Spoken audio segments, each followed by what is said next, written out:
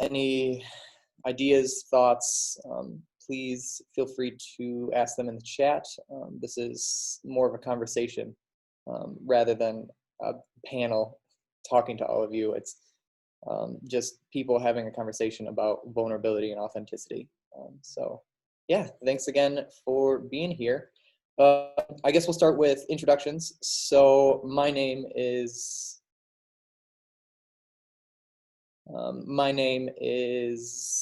Seth Snoap. Sorry, I had one of our main speakers chat me in the chat box. But my name is Seth Snoap. I am the Men as Allies coordinator at Resilience, Advocates for Ending Violence here in Holland, Michigan.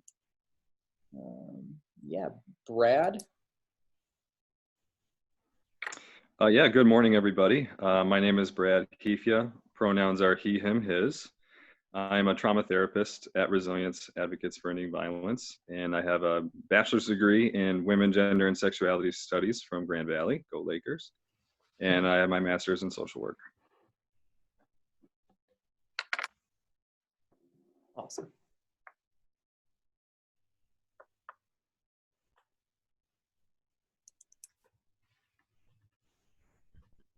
And then, how about Rolando? Oh, yes. Hello, everybody. I'm Rolando Tompkins Jones. I use he, him pronouns. I'm the Director of Social Justice Education at Grand Valley State University. Also trained in social work, working in higher education, so BSW from Oakland University, MSW University of Michigan. Happy to be here. Awesome. Thanks for being here. And then, of course, our MC, Leslie, is behind the screens. She's going to be typing in the chat.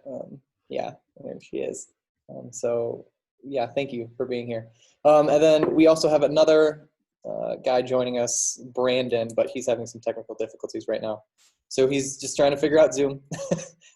So hopefully he can join in relatively soon. And so, because he has a lot. Oh, there he is. Hey, Brandon, did you figure it out? Yes, I think Awesome. For now. Thanks for bearing with me, everybody. Thank you for being here. So glad you're here and to have this open conversation, open dialogue. My name is Brandon Melnick. I use he, him, his, and I'm the Youth Development Specialist at Arbor Circle. Awesome. Thanks for being here. Yeah, so today we're going to talk about vulnerability and authenticity, and the power of both of those things, and the power of having that in our lives, but having that specifically in male lives, right? Male identified lives. And so before we get there, does anyone from the main kind of speakers want to wrap up or summarize what we talked about last week? So either Brad or Brandon. Well, I think I can talk a little bit about like what we talked about the first half, and then I'll let Brandon kind of talk about, because he had a really great point at the end last week. But we were talking about healthy relationships and how traditional manhood makes it very difficult, right? The man box makes it very difficult to engage in healthy relationships. And there's a lot of reasons why. But, you know, men are taught to be aggressive. They're taught to be cold, not show emotion, not communicate well. And they also have this sense of entitlement in the man box, that, you know, we can do whatever we want to people. We can be self-centered. We can treat people as objects to get what we want. And so that makes it really, really hard to be in a healthy relationship and be a healthy individual. And so we were talking about how we need to unlearn these things, and that's where I'll stop, and I'll let Brandon pick up. Yeah, thanks, Brad. So yeah, we were talking about the second half of last week's conversation about, okay, we want to unlearn all of these negative, these unhealthy traits as men, as people. But then instead of unlearning it, I framed it as what do we want to learn? What are we putting in place of that, rather than, okay, we know we don't want to be abusive, we know we don't want to be toxic, we know we don't want to be all of these negative things, right? We can all agree to that, but then what are we putting in place of that toxicity? Are we going to demonstrate what healthy relationships, Oh no. what healthy masculinity, what advocacy looks like? Are we going to, not just talk about it, but be about it as well? And then the conversation, turned into, what can we replace what we're unlearning? So that way something's in place of it, rather than just having this empty box or shape or void. Yeah. So I guess my first question to build off of that is, and I'm going to ask all of you this, is what should we learn in that space? So while we continue to unlearn stuff, what should we learn instead?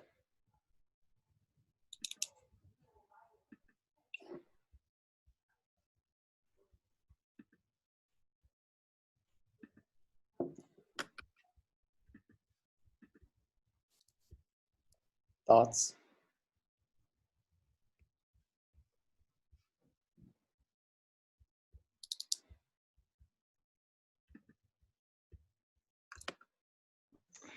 Yeah, I can go here. So I think there's a lot of things that are very problematic about the man box, right? And we spent weeks kind of going through those. I think something that's really important, and what we're going to talk about today, is vulnerability and authenticity. I think we try and we wear this mask. We try and be somebody that we're not when we're living in this man box. And so if we can take that off and we can be our true self, we can communicate better, we can be open, we can be real. That's going to lead to really healthy relationships. It's going to lead to stronger connections. It's going to lead to love, not just in an intimate sense, but also with your community and with your friends and with your coworkers. And if we can build more of a community feel instead of an individual feel, I think that could go a really long way and impact us in all different types of ways. Yeah, absolutely. In the chat, we're hearing the kind of the same things, right? How to love, right? Empathy and compassion, but authentic friendship, which we'll dive into in a little bit. Any other thoughts, Rolando? Any thoughts?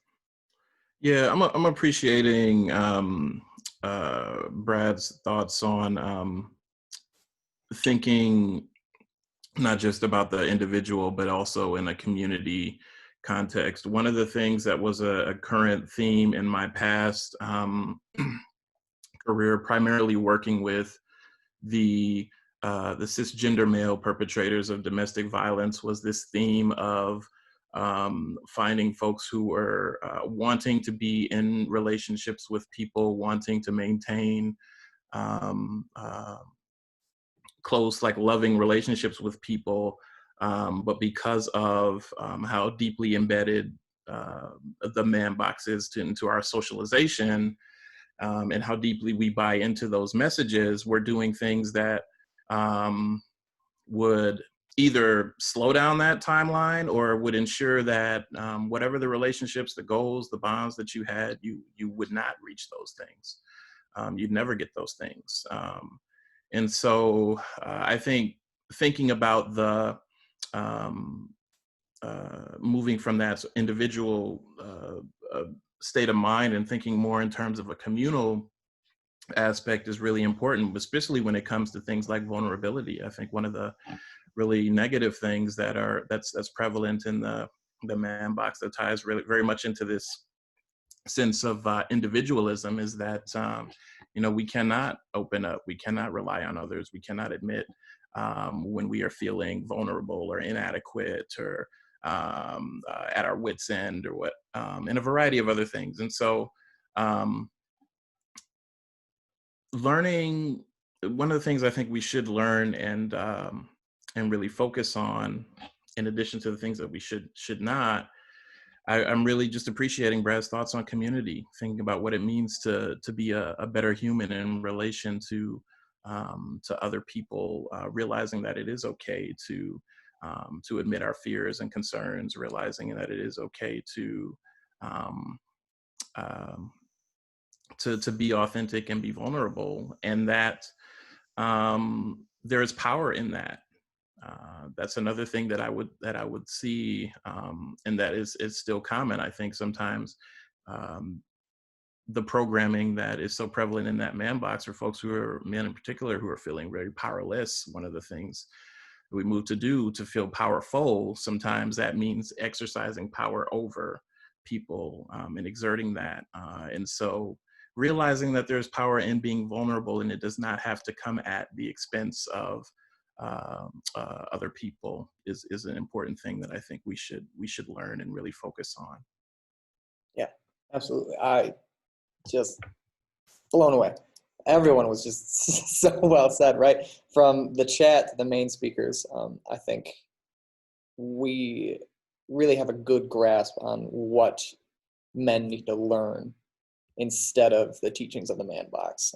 And so you all have kind of hit on what the man box teaches about vulnerability and authenticity a little bit, but this is kind of a good segue to start our conversation is, what does the man box say about men being vulnerable, men being authentic? What does it specifically say? What does it say about how you should be in an authentic relationship, right? An authentic friendship. So yeah, what does the man box say about vulnerability specifically? What are those, foundations of that man box?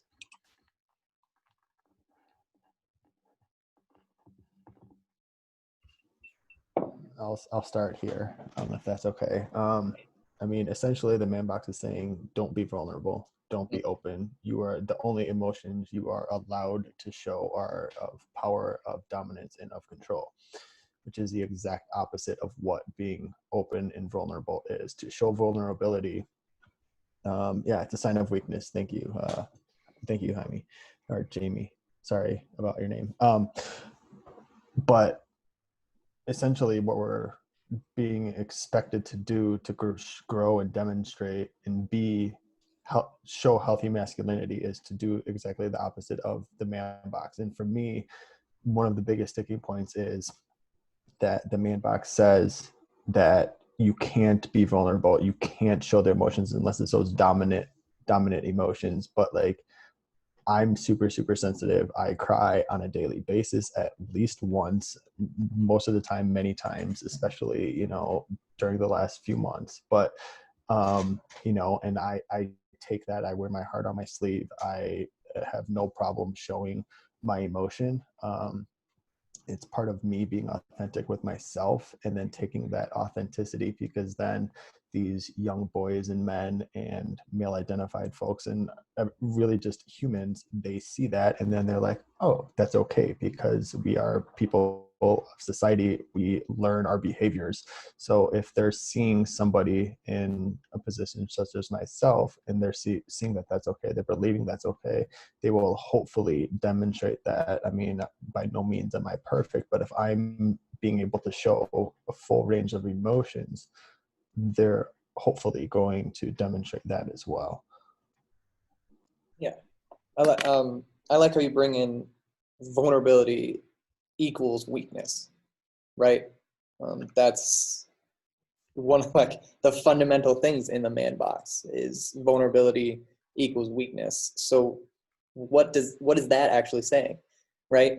Is allowing people in, allowing people to help you with, life's struggles, help you with even homework, or help you with a mental illness. You're seen as weak. And so it's just taxing to basically go through life and essentially have to toughen up, buck up. Like, you got to stand your ground. Like, you got to save face, and you can't let anyone see those cracks in your armor. And if you have those cracks, well, you better fill them real quick, or else you're weak. Yeah. Yeah. Yeah. I also think it's important to just acknowledge just in the foundational just underpinnings of the man box, that it's rooted in patriarchy and sexism and cissexism and transphobia, homophobia, um, at the very root of it. And for us to really think about how, in many ways, yeah, as someone wrote down in the chat, vulnerability is a sign of weakness, and how that shows up in terms of interpersonal or community macro level violence against our folks in the LGBTQI plus community, how it shows up in pay disparities, how it shows up um, in the media and books that we consume.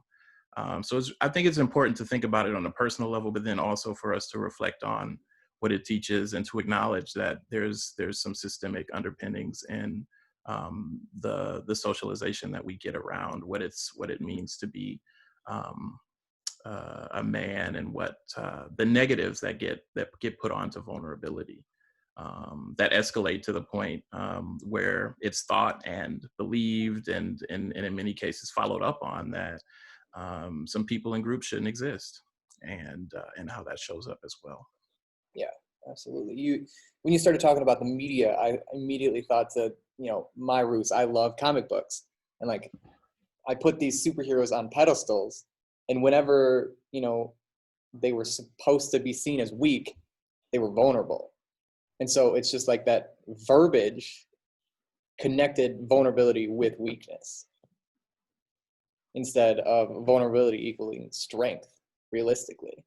And so, yeah, thanks for saying that. Any thoughts, Brad? Yeah, I really love, what Rolando was saying there. You know me, I love to think about manhood, masculinity, the man box as this system that's thousands of years in the making. And so it's not an accident, or it's not random that vulnerability is considered weakness. Vulnerability is a direct threat to the system of manhood, right? What vulnerability represents is there's an alternative way of living outside of the man box. And so this man box, like Rolando was saying so beautifully, was created by, white cisgender heterosexual men to serve white cisgender heterosexual men. It creates this pyramid of power with these overprivileged men at the top. And it maintains the status quo through violence and threat. And so people who are living a authentic and vulnerable life, they're exposing the cracks of traditional manhood. And there's a great risk in that. And I think we're going to talk about what those risks are in a bit. But understanding that this is a massive system, thousands and thousands of years in the making, that is tied to all those systems of oppression that Rolando was talking about. That means we have to do not only individual change, but we also have to work on system change as well. And try and create a world and a community where not only are we more vulnerable and authentic, but our culture is more open to being vulnerable and authentic. Yeah, well said. I'm going to jump ahead, just kind of because we're going in that direction. What are those risks, right, that you were talking about? What are the consequences specifically for male identified if they show vulnerability, if they show authenticity, if they step out of that man box, right? What are the risks? What are the consequences?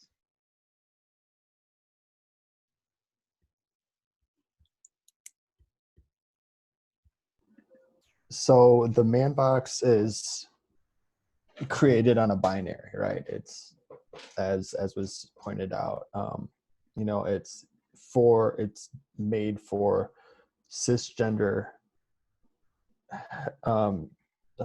cisgender heterosexual male identified people, right? We live in a world of binary. Is it yes, no? Is it hot, cold? Is it winter? Is it summer? Is it this or that? Well, there's a lot of those cracks in between.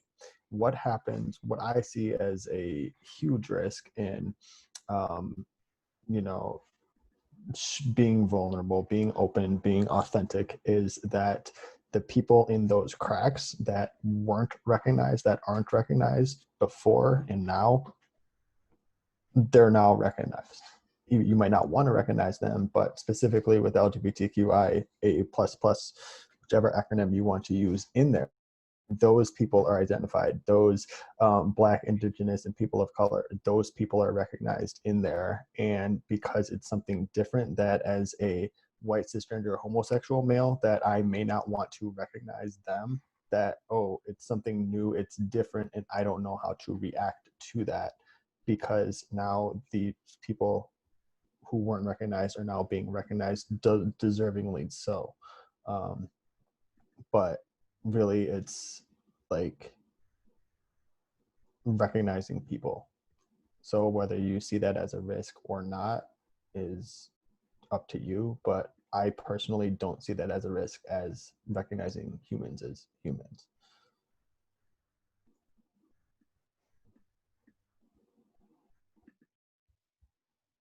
Yeah, I think another risk, right, for people who want to, be their true self and be authentic, be vulnerable, step outside this man box.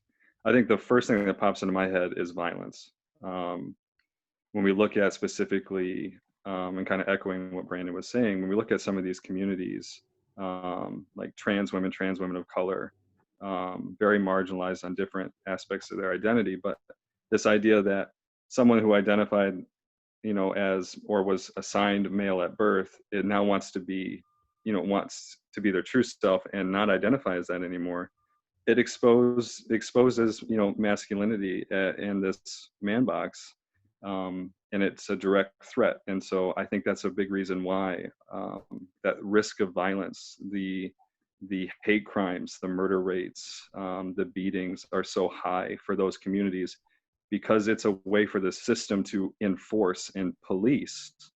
And I use that word intentionally, police, through aggression, through violence, through threat, to maintain this status quo that is, man box or nothing, that binary that Brandon was talking about.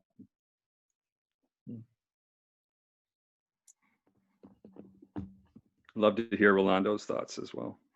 Yeah. So in addition to what you all have shared, I think a part of acknowledging the risks and vulnerability also calls on us to think about our own positionality and implications, and how we can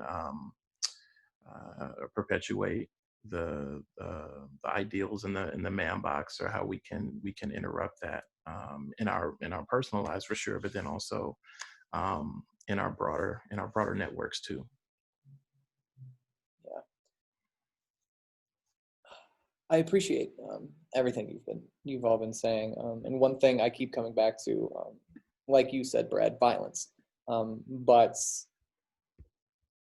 more specifically, like bullying, right? That policing of you step out, you show your emotions, you show your true self, and then you're policed back into that man box. But what I keep coming back to is, when you are policed back into that man box, you try to kind of overcompensate and become hyper masculine, right? To say, well, I got called out there, but now I'm never going to be called out again. And I'm going to start calling out other people, right? It's that, well, if I got called out one time, I'm never going to be called out again, but I'm going to prove that I'm the manliest man, right? I have to prove my manliness 24/7, because I don't want to be policed again. I don't want to be, bullied again. I don't want to be beat up again. I don't want to be called names again. And so that's kind of where I want to go with this is, have you three ever had to prove your manliness before? Or have you heard of stories of others? And I guess in the theme of vulnerability and authenticity, I have plenty of times. And especially like in high school and in college, as an athlete and a jock and then a frat star, that was my life. Every day I would wake up and I wouldn't consciously think, you know what, I'm going to prove my manliness today, but it was always in the back of my mind. Like if I ever got called out on anything, well, then I'm going to do some push-ups, or well, then I'm going to drink more, or I'm going to, dance with more girls or something like that. And so I felt that. I felt that pressure to prove, like, no, I'm manly, right? I am in the man box. I am the manliest man I can be. And that period in my life was just, I guess, it wasn't who I was at all. And looking back, now I know what I know. Looking back, I can proudly say that, like, I don't want to be that person ever again. And so, yeah, I extend that question to you: is have you ever had to prove your manliness before? And like, how did you feel in the moment? How did you react, like maybe later on, or when, I would always prove my manliness, and then when I was alone in my room, then I could cry. Then I could be like, you know what? No, that was actually really hurtful, right? So, yeah.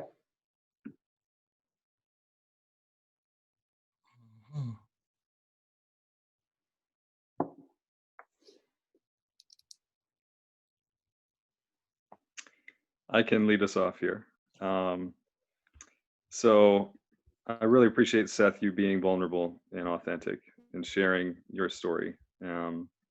That's kind of what we've been doing over the past few weeks. And I talked a little bit about this in week 1, but I didn't have the easiest childhood. I kind of came from a household and there was abuse there. And I didn't tell anybody for 12 years because of this, because I was so afraid of being perceived as weak, as having emotions, of hurting, of being in pain, of crying. And so it wasn't necessarily that other people policed me, but it was more that I policed myself based on this system. I think my privileges, like, obviously, I'm an incredibly overprivileged individual. I'm white, cisgender, heterosexual, but I'm also tall and I have a deep voice and I just seem masculine on the outside. And I think maybe that's why I didn't receive a lot from other people trying to police me, but I knew that it was there and I really internalized it and policed myself. And that's how I said, like, I wore this mask for 12 years where I was not presenting as the person I really was inside either. I was colder. I wasn't vulnerable. I didn't let people in. I didn't have close friendships. No one came over to my house. I didn't go over to other people's houses. I played football. Like, I went hard into sports so I could get physical and I could beat people up and it was okay. And I could, get some pain out in that way. So I definitely, like you said, presented as something else than I really was inside. I was really hurting, but I was so afraid of showing it that I was actually living in my own prison. And so I think that's something too, as we talk about, like, there's all of these external factors, but there's also these internal things that we struggle with as male identified people. And that's really hard to wrestle with, that kind of conflict inside. Mm. Yeah. I like how you said that, how am I being perceived, right? It's that internal battle that, well, I don't want to look weak. I don't want to look vulnerable. How am I being perceived? When in reality, no one's even looking in our direction. And I like how you talked about the way you cope with that hurt, right? You dove into sports. And we're going to get into that in a little bit, but it's self-care, right? But with men, it's you go to the gym, you play sports, or you drink. And like, that's it. And so we're going to get into that in a little bit, but Brandon, Rolando, anything you'd like to share? Yeah, so for me, oh, all right. I think Rolando. Yep. Okay. Yeah. For me, one of the ways that it's that it showed up is resisting earlier, some of my earlier socialization around relationships. And I'll also tie in some religious connections to that too. So just in my early upbringing in the particular area of Christianity in which I was raised in, it was very binary in a lot of ways, still is, and just a lot of messaging about men being the head of the household, men being the final decision makers, and those sorts of things. And I would see that like play out in parental relationships. So like when my dad was done talking about something, right or wrong, I'm done talking about it. We're not going to talk about it anymore. And that's just kind of how it was. And so I can remember in my in earlier days of other relationships having a similar kind of way of doing things, and it brought me back to like a lot of what I kind of opened up with earlier, working with folks who say that they want relationships, say that they want intimate, caring relationships, but doing things that would either take them further away from that or guarantee that they never get it. And so after recognizing that, partnerships are partnerships and not like dictatorships, it really opened up my just my way of thinking and engaging. Just realizing that that's not a way to lead. It's not a way to be in relationship with folks. There's really just a lot of socialization around that. And I'd see that. And again, one of the reasons why I opened it up with, not opened it up with, but shared like to think about how it shows up systemically too, is because I also saw that in like roles and responsibilities in the church too. Like it was all led by men, cisgender men, everything, all decisions and all of that. And so just seeing how, and some of that, it wasn't necessarily things that were spelled out like explicitly. So just noticing the patterns and making meaning of it in that way. But yeah, I've definitely had to do some work in realizing that, my way or the highway is not the way to go in relationships in general. So.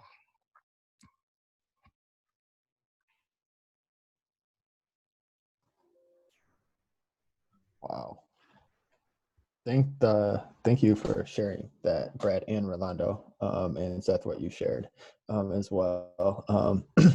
My middle school and high school, without going into too much detail, but also just showing vulnerability and being open, was for like the same reasons, right? We're going through puberty. There's a lot of stuff going on, in middle school and high school usually, but for me, it was really difficult because like I was questioning my sexual orientation, my gender identity, and that wasn't something, I don't think I'm that old, but during that time it was, we didn't see homosexual relationships portrayed like in the media. And if it was, anything you heard about it, it's like, you're going to burn in hell, which is great. But it was all negative images. So I did, what was natural, like, oh, let's go get a girlfriend. Okay. Not really attracted, like emotionally, mentally, physically, or whatever.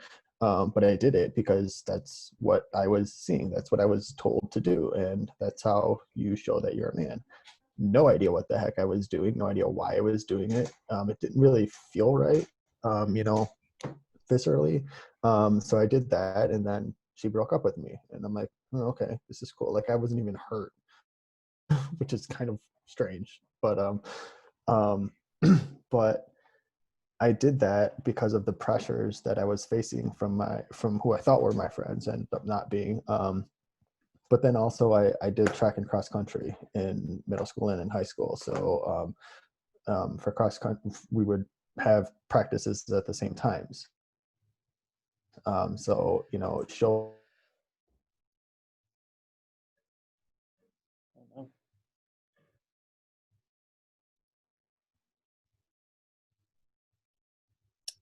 Okay. He froze. Hopefully he comes back. that I was a So man, I would have to federal assistant temporary. I was never given an answer as to like why should I go after her, right? Why should I go talk with her? Why should I go do this? It was just because I didn't have the skills that I now believe that I have, and saying, if you're not able to give me an answer, like, no, I'm not going to do that, because again, it doesn't feel right. But then if I didn't do that, the perception was that I was weaker and less than a man, even though no benefits were provided for me, no answers were provided to me. It was just, you're going to do this because you're supposed to do this, and you should know why you're supposed to do it, even though I can't tell you why. And so it was very, very confusing to me. It still is, kind of, but yeah. Even though you froze in the middle, I really appreciate all of you being very authentic and vulnerable. So thank you for all sharing. Some kind of major themes I keep hearing is, of there's hurt, but there's also confusion. There's perceptions from, external perceptions, but also internal perceptions. There's pressures. And so as men, how are we supposed to deal? What are we taught to do with all of those? How are we supposed to deal with that hurt? How are we supposed to deal with those pressures? How are we supposed to deal with those perceptions? Because if all of us are feeling these pressures and these perceptions and this confusion, and we're just supposed to, puff your chest out and just grit your teeth and get through it, even though no one is telling us how to do that, how, as men, how are we supposed to process, and how are we supposed to cope, and how are we supposed to be open, and how are we supposed to deal with that stuff? And I know for me, it was basically my whole life, it's, you don't ask for help, right? If something's tough, well, you put your head down, you grit your teeth, and you work through it. Which, yeah, great. I can do that for like a homework thing. I can't do that when I'm facing depression. And so it's just like, why are we placing these expectations of lone wolf, right? You got to be that lone wolf out in the world doing it by yourself. And so that mentality really stuck with me. And I talked about this a little bit the first week, but it came to a kind of a tipping point in my junior year. And it just, the workouts, the lifting weights, the drinking, the girls, none of it made the feelings go away. None of it made the feelings of inadequacy. None of it helped. And so I just spiraled down into mild depression. And it spiraled into, I'm not good enough. It spiraled into, no one wants me around. It spiraled into me not listening to my friends, me staying in my bed, me not going to class, me thinking I'm just not a man. And so, yeah, how as men are we taught to deal with stuff like that? Well, for me, I don't know that I can say that I was taught to deal with it as much as having experiences of, okay, so if you continue to see things going wrong, if you're continuing to feel isolated and just not a lot in terms of a sense of community, particularly as it relates to challenging some of those things in the man box, in the ways that it's reinforced when you challenge that, many of those ideals, and just having to ask myself different questions and seeking out, slowly but surely, a community of support. So one of the things that I feel fortunate to be able to have is a community of support, particularly what I'm referring to right now are other in this case, cisgender Black men who, in addition to finding some support around the challenges with everything that's going on right now in terms of police brutality and the ways that the white supremacy shows up and it impacts our lives. I'm also able to push and be pushed for accountability in terms of thinking about how, even though we experience our own forms of oppression, how we are also implicated in other forms of oppression, even within our own communities of color. So having a community of support has been good. But really just asking a lot of questions. In particular, in my own religious upbringing and context, just continuing to ask, like, is that really, what love looks like? Is that really what, does it come at the expense of people or marginalized groups? For me, my answers to those questions were no, and it led me on a different path. But there may even be, for some folks who are Christian, opportunities to challenge and really interrogate the differences between what's being said and the actions in your own communities too, if you're not seeing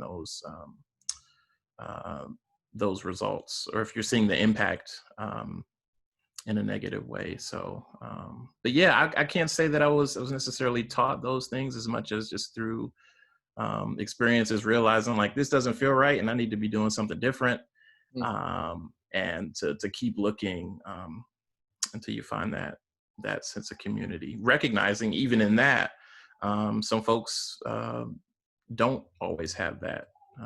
So yeah. I like how you offer that counter narrative to the dominant story, right? Of you saw, hey, this is not working out for me, and you went and sought out a support group, or not support group, but a support system that works for you. And so that's really cool. I keep coming back, and you said it, isolated, right? And that isolation, it's ingrained in the man box that for some reason you got to push all of your support systems away. And so over the years, you just become more and more isolated.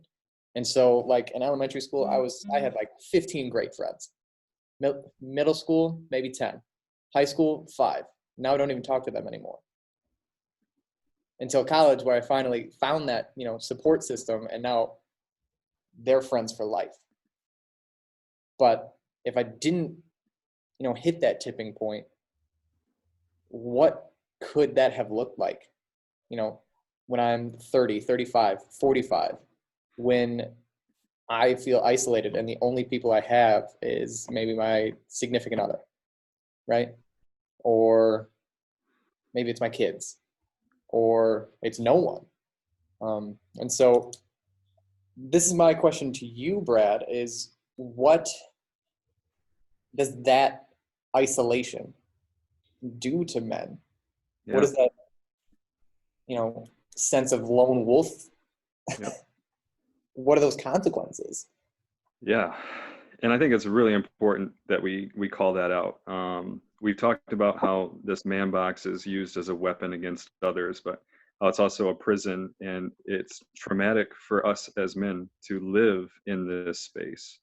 And you're talking about this isolation and this loneliness, and there's so much trauma there. And you were mentioning earlier, Seth, like when we experience that traumatic isolation and loneliness, we have to cope with it in some way. And our culture, we don't promote, healthy coping, especially as men. So the coping that is okay for us to do is actually very unhealthy.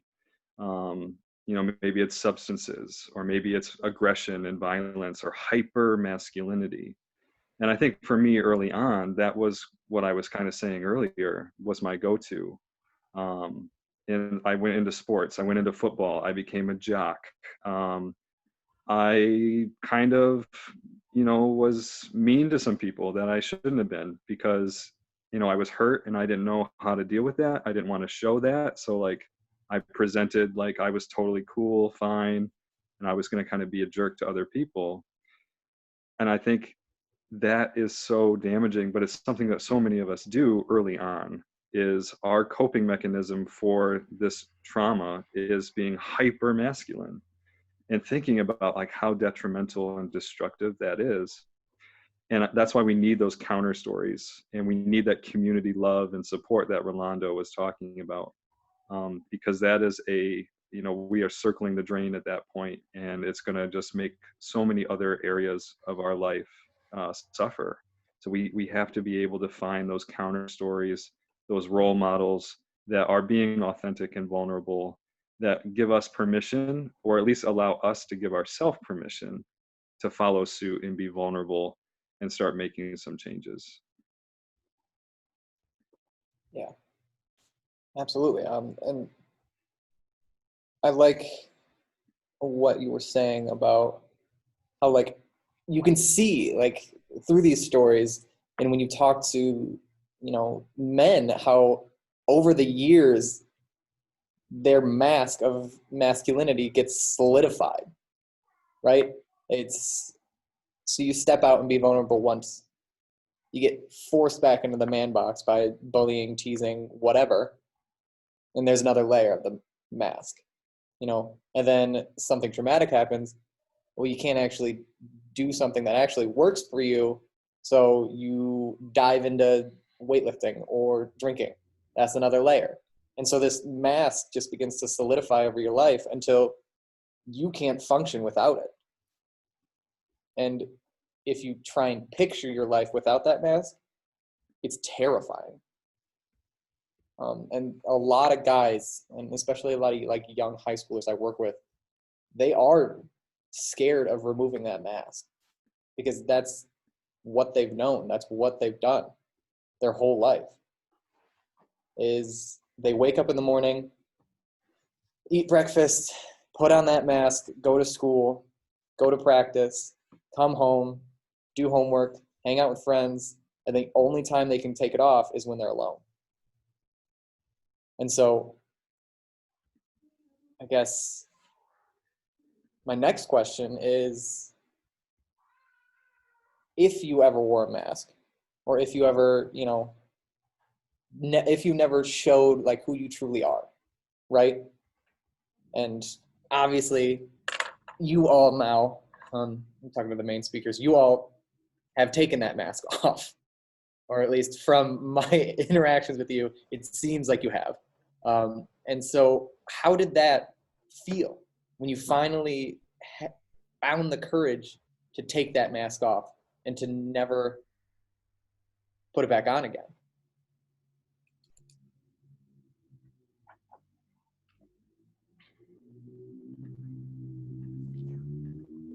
For me, I really like how I appreciate that you use the word courage, because it is definitely, for me, it was a process. I still feel like I'm in the process of fully removing my mask. If I had to put a percentage on it, I say it's like 90%.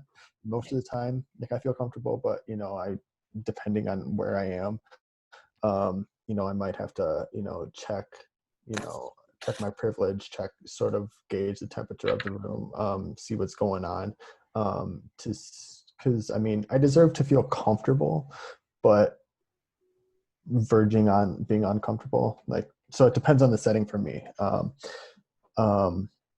But it did feel like when it was mostly removed, when so I say it was a process. So part of the process was like going up to my mom and saying, "Hey mom, I'm gay." Like, "Oh, okay. Yeah, I knew that. Thanks. Love you still." Like, "Oh, okay. Really?" So I'm practicing my worry, right? As a lot of therapists say, we're practicing our worry for that. And then I was like, "Oh, here's my partner. Here he is. Here's Luke." Right.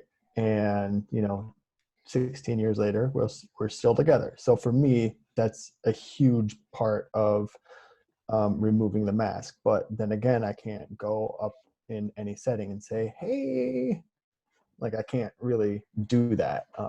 There's a lot of settings where I can, but but there's a lot of settings that I can't because, we're not accepted, we're not tolerated, we're not recognized, we're not appreciated, we're not any of this. So yeah, it's very liberating, I guess is a word that I would have to put to it. And it's not easy, everybody moves at the speed of their own trust, but once you're able to, like, another phrase that I use for removing the mask is realizing who you truly are and being authentic to yourself.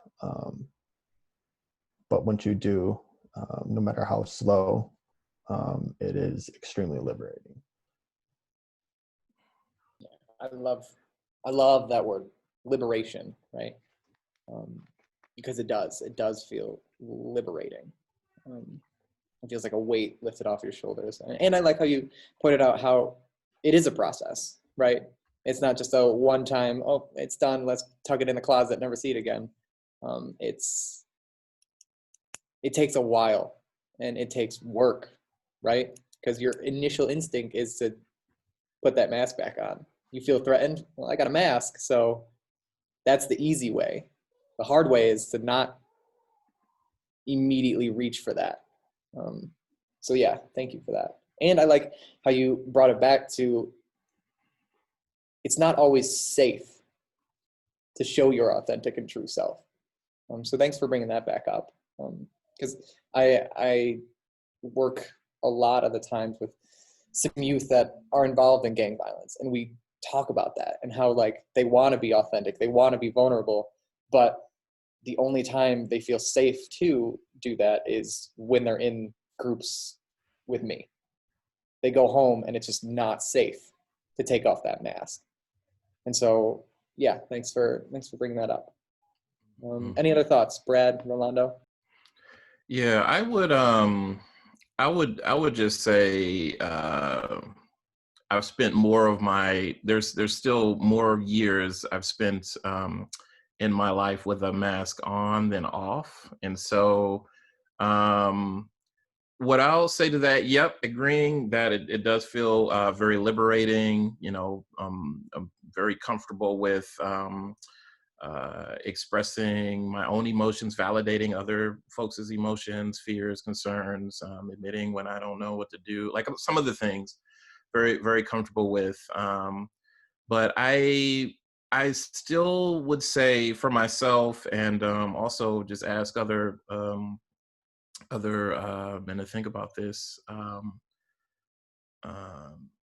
For me, it's still, I think it requires a deal of vigilance. So I often write about my experiences of marginalization when it comes to my racial identity, and I talk about how white people, even white people who are, whether you're just entering into the conversation around racial justice and social justice, or have been in it for some time, can still at any time when we're presented with a decision to either uphold the status quo or interrupt it, can still choose to uphold white supremacy. And when it comes to patriarchy, to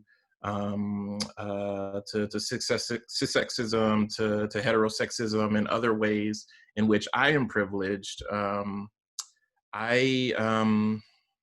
I would say for myself, it still requires some real vigilance, because at any time, when presented with the opportunity, you can still choose to uphold those systems. And so I'm appreciating the path that I've been on, and am still on. But then also just to folks who are either just coming into this or at different places too, I just want to clearly express that it's still something that requires extreme vigilance, really, to maintain, because I've spent more years on the other side of it than I have actively resisting it still at this point. And so it's going to be something that's a lifelong thing for me. But the key to that, or one thing that I hope to try to keep in mind, is to be open and hold myself accountable, and particularly when it comes to the groups that I'm trying to be in solidarity with, accept the feedback that if what you're doing or saying isn't helping, to not get defensive about that, but to think about the ways that I need to change. Even as we're talking about liberating ourselves from the man box and other things. So. Thank you. Thank you so much for being open and honest. I like how you say, like, you've spent more time in that man box rather than outside of it. And so that's hard to rewire your way of thought, like way of thinking. And it's tough to rewire your reactions to things, right? So thank you. Brad, any thoughts? I just really want to thank Rolando and Brandon. I think both of you just beautifully said. There's really nothing more to add to it. You know, it's a lifelong journey, and privilege and safety, it's really important to remember. So like for me, like I may have lost some friends, but I wasn't physically or emotionally at risk of being hurt because of how immensely privileged I am. I have all those other safety nets, that it was okay for me to kind of distance myself from manhood because I had my whiteness and my cisgender identity and my heterosexual identity, all these things that kind of protected me. So for me, it was easier than it is for a lot of other people. And we need to recognize that all of these stories are unique and they're tailored to your individual identity and the role that intersectionality plays in all of this. And so we need to like highlight intersectionality and give space to talk about this. It's not easy, it's liberating, but it's not easy. It's complex, and there's so many things that are interwoven into this journey that we have to also challenge, right? It's not enough just to challenge toxic masculinity, but we have to understand that that's directly tied to white supremacy, homophobia, transphobia, all these other systems that we talked about. And so we have to challenge all of those systems, not just one. And I think Rolando and Brandon talked about that beautifully, and I just wanted to kind of highlight their words on that.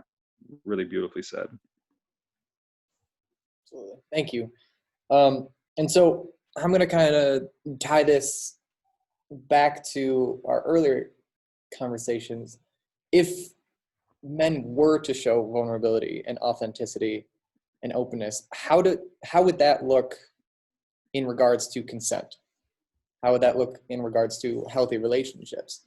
If men did, put in the hard work, they were vigilant, they did feel liberated, what would that mean in terms of the conversation around consent, the conversation around healthy relationships?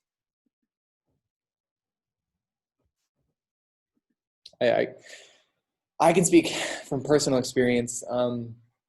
When I first started figuring out what the mask of masculinity actually was and what the man box really was, I saw myself immediately when talking about the man box, and like the qualities and the behaviors and the beliefs that were in there. I was like, yeah, that's me. And then talking through some things, I realized that that's not who I truly was. And like who I truly was would escape a little bit throughout my life, but I would always quickly squash that back down. And so through conversations and being open, being vulnerable with people, I worked through breaking out of my man box. And I continue to do that every day because, like you all said, it's a process. But from my experience, my relationships have definitely grown because of it. And so I feel like especially with, my wife and I, she realistically is the only one who's truly like dated me for me, not me for the mask that I put on. And so like, Queer Eye, I love that show. I cry literally every time. And before taking off that mask, I would have never watched it. And I love it. It's so happy. And like, my wife loves that. And like, it's just being open and vulnerable and authentic allows our relationship to grow even deeper than just like the surface level. And I can say that about my friendships as well. It's just a deeper level of friendship. It's a deeper level of communication. It's a deeper level of understanding. It's a deeper level of empathy. And realistically, the being open and vulnerable and taking off that mask was probably one of the best things that has ever happened. Just because I get to be who I truly am. I get to love musicals instead of just only watching sports. I get to dance in my kitchen. I get to paint my nails because it's funny and it's cool. Like, I get to do what I want to do and not feel ashamed of whether or not I'm man enough, right? So yeah, that's my kind of personal spiel about how vulnerability and openness ties back to consent and healthy relationships. Any other thoughts?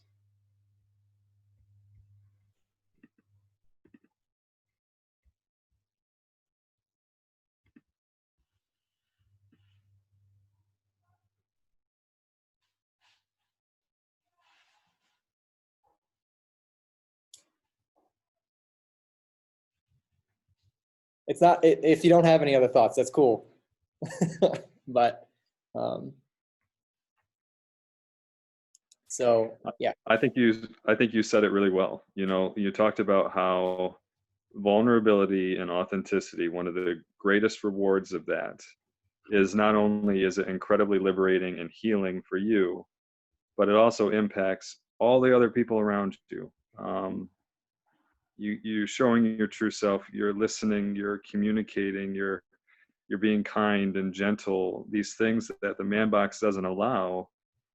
You're going to have more friendships and deeper friendships. You're going to have a stronger connection to your partner, and so there's so many things that it can do. So many beautiful and healing and important things.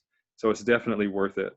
We're just also remembering, like, it's hard and there's risk, and for certain people based on their identities there's more risk than others, and so we're like understanding that it's this beautiful thing and we want to do it and we should, but I still think we need to spend time as a community talking about how do we actually do this, what does that really look like, what do we need, and then what are the other systems that we have to take on at the same time so that people can do this in a safe way. Yeah. Before we kind of go into that, I think I want to also add, it's a beautiful thing, but also it can be a very educational thing, right? When you are open and vulnerable and you're not wearing that mask, you can really take a deep look at your own privileges, your own biases, your own faults, your own, I don't want to see weaknesses, but shortcomings. And so you can kind of evaluate and say, you know what, no, I need to reach out and I need to listen more. I need to read more books. I need to confront these things. And so it can be beautiful, but also it can be thorny, but you need to get through those to become a better person, right? And so, yeah. I guess, and then tying back into what you just said is, how do we be that example? How do we push, men out of the man box? How do we say, no, vulnerability and authenticity is the way to go? It is the healthier way to go. How do we allow other men to be open and be vulnerable? So yeah, examples or thoughts on how do we provide those counter stories, right? How do we show that being open and being vulnerable is the healthier way to live, even though all around us it says that's not the way men live? Mm-hmm. I think modeling it is very important, and so I'm appreciating spaces like these. Currently in my own work, working specifically with students who identify as Black men on campus, really modeling, well, not in isolation, but with other colleagues too, but really modeling vulnerability, really modeling our own genuine thoughts behind what's happening in the world, making it normal to share emotions, to cry in meeting spaces, because I feel like if someone presents that opportunity and that gift of revealing their true selves to you in the way, and it's affirmed, we then can become another for that person to come to and speak to. And I feel like that has a way of it has potential to be cultivated, and it also, I think, has a potential to spread. So, I mean, normalizing talking about mental health for folks who have access to it, making it okay to say, hey, therapy is all right, you know. And if you don't have access to it, let's talk about ways we can. If that's something you want, let's talk about ways we can get you connected to different resources.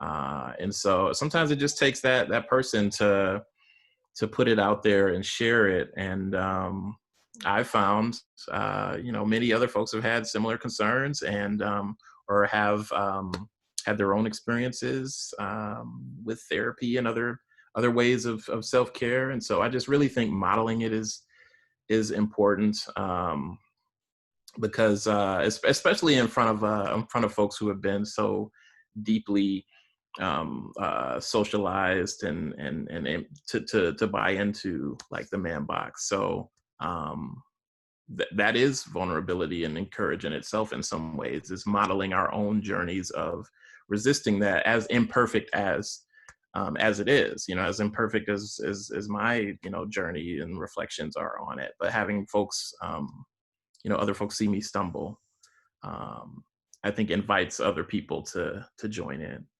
So that's been something that I think has been helpful, is modeling that. And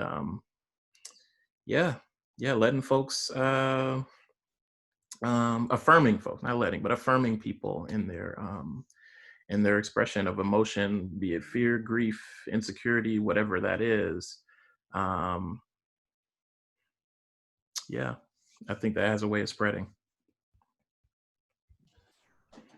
I will wholeheartedly agree that demonstrating, and it is one of, if not the best ways just to do it. And it's also probably one of the, I don't want to say the easiest ways, but the most convenient ways, because I mean, we're all our individual selves, you know, collectively.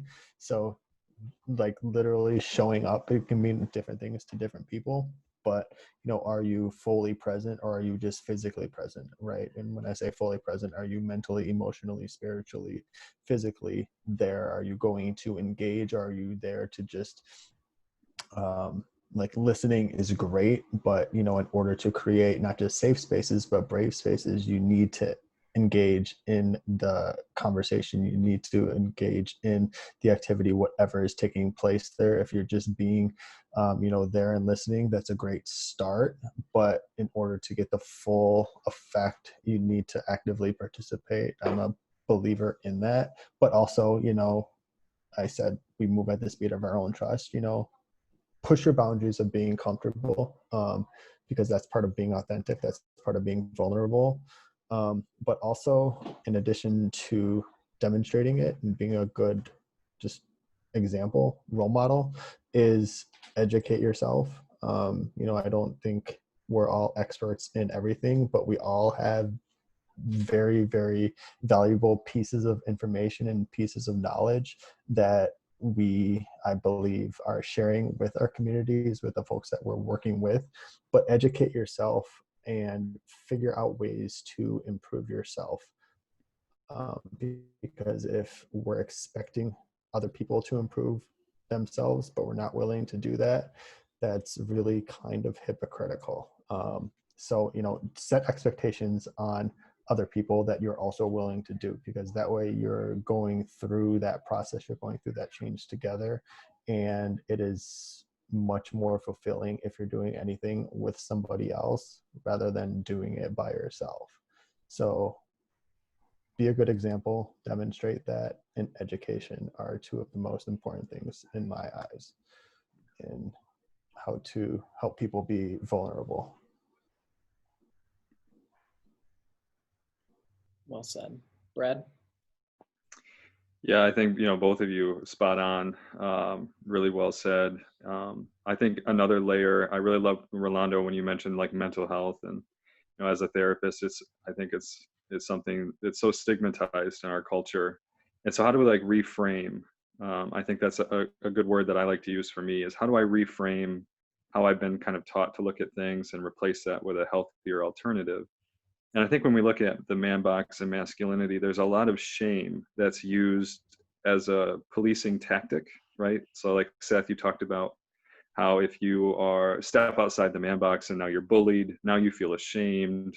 And so there's this really heavy emotion, shame, and our culture, we don't really know how to deal with it really well. We don't really talk about it, but it's so heavy and it impacts us in so many ways. And so like what Rolando and Brandon are saying, one of the ways of kind of healing and growing through that shame is expressing it.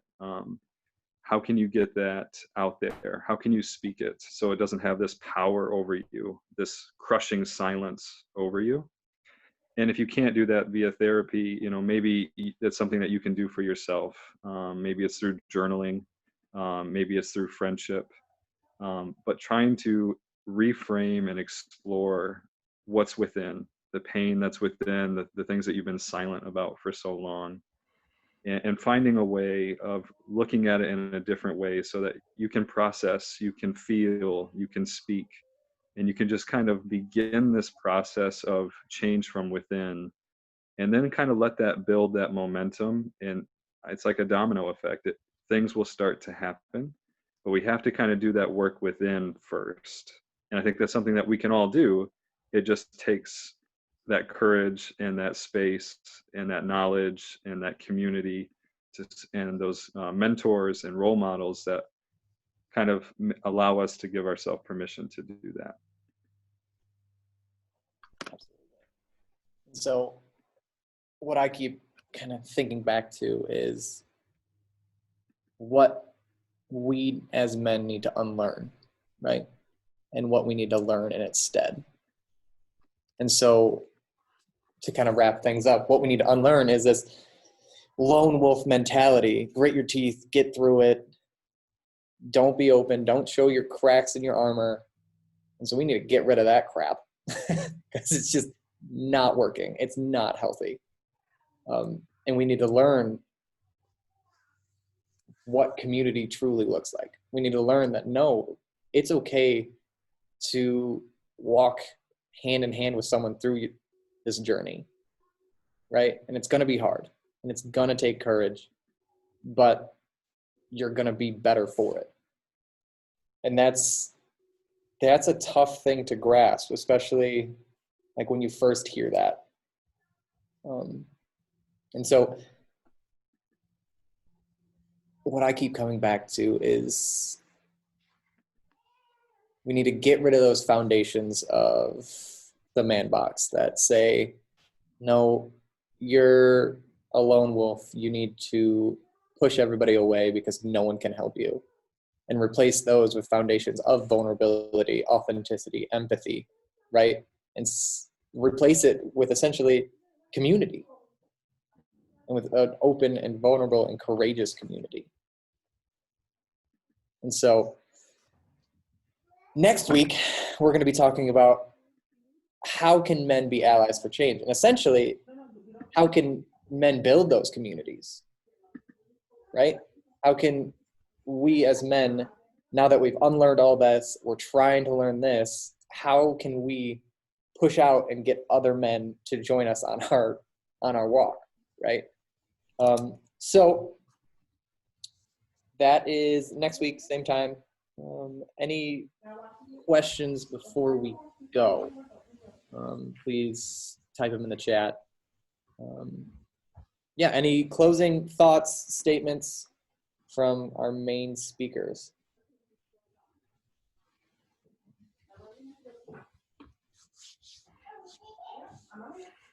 Just to say thanks, everybody, for your time. Yeah, thank you. No, I really appreciate your voice in this conversation, and yeah, it was a But great yes, conversation. thank you everybody for being here. We can't see you, but I recognize a few names, so thank you for being here and sharing your voices. If you did that, even if it was through the chat, I hope, I can't speak for anybody else, but I think that we collectively hope that you took away at least one piece of information and one action step, maybe more, but hopefully not less. And yeah. Yeah, same. Thank you, everybody. I think for me, just kind of the last thing I'd want to say is there are so many people out there that are being vulnerable and authentic. There are male identified people out there. Our culture doesn't want us to see it. Society, the systems, the status quo, they don't want us to know that, but they're there. And we just have to kind of open our eyes, and when we find those people, we elevate them. And there's so many things that we can do. There's people that have written books, there's poetry, there's art, there's shows like Queer Eye, like Seth was saying, where people are being vulnerable and authentic. And I feel like we can find those, we can gravitate towards them and kind of let them guide us in this journey, let them be a source of strength for us. And let them teach us, and we can grow together. We don't have to do this alone, and we can't do this alone. So let's find those voices, and let's kind of come together and lean on each other so we can do this very difficult but very important and rewarding work. Absolutely. Thank you. It's what we need to value in our own lives, right? We need to put more value on those counter stories, those counter narratives, than putting value on the dominant story, the value on the man box, right? And so, like I said, next week we're going to be diving into that kind of conversation, is how do we reframe what we value on an individual level, a relationship level, maybe a community level, and even like a systematic level. So we're going to look at all four of those and how we can actually take steps in the right direction.